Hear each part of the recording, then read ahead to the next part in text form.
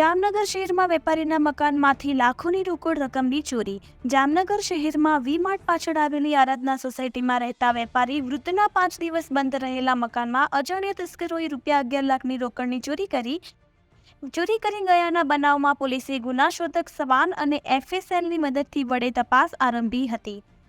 ચોરીના બનાવની વિગત મુજબ જામનગર શહેરમાં વી-માર્ટ પાછળ આવેલી આરાધના સોસાયટીમાં રહેતા રમેશભાઈ નામના મૃત વેપારી તેમના પરિવાર સાથે સાતમ-આઠમના તહેવાર દરમિયાન બહાર ગામ ફરવા ગયા હતા અને 5 દિવસ બંધ રહેલા મકાનને અજાણ્યા તસ્કરોએ ટાર્ગેટ બનાવી મકાનના તાળા તોડી કબાટમાં રાખેલી ₹200ના દરની 25 નોટ તેમજ 100ના દરની 1250 નોટ તથા ₹50ના દરની 2200 નોટ, ₹20ના દરની 2500 નોટ અને ₹500ના દરની 1620 નોટ મળી કુલ ₹11 લાખ રોકડા ચોરી કરી ગયા હતા। ત્યારબાદ બહાર ગામથી પરત ફરેલા વેપારી દ્વારા જાણ કરાતા પીએસઆઈ ડીજી રાજ તથા સ્ટાફે સ્થળ પર પહોંચી જઈ અજાણ્યા તસ્કરો વિરુદ્ધ 11 લાખની રોકડ રકમ ચોરીનો ગુનો નોંધી ગુનાશોધક શ્વાન તથા એફએસએલની મદદ વડે તસ્કરોનું પગીરું મેળવવા તપાસનો ધમધમાટ શરૂ કર્યો હતો। જોકે માતબર રકમની ચોરીમાં કોઈ જાણભેદુ હોવાની આશંકાએ પોલીસે તે દિશામાં પણ તપાસના ચક્રો ગતિમાન કર્યા હતા।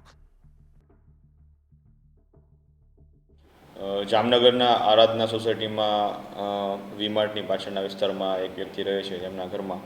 તારીખ 26/8/2024થી લઈને તારીખ 31/8/2024ના કોઈપણ સમયગાળા દરમિયાન તેમના ઘરમાંથી અલગ અલગ કેશની રકમ છે, જેમ કે 200ના રૂપિયાની દરની 25 નોટો છે, 100ના દરની 1250 નોટ છે, 50ના દરની 2200 નોટ છે અને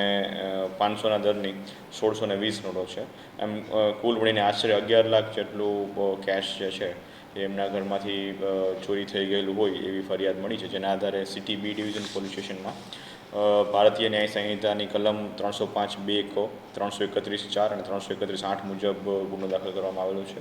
અને આમાં જે પણ કોઈ પણ આરોપી છે તેને પકડવાની તજવીજ ચાલુ છે। જી, હાલ એ બાબતની તપાસ ચાલુ છે કે કઈ એંગલથી અથવા તો કયા પ્રકારના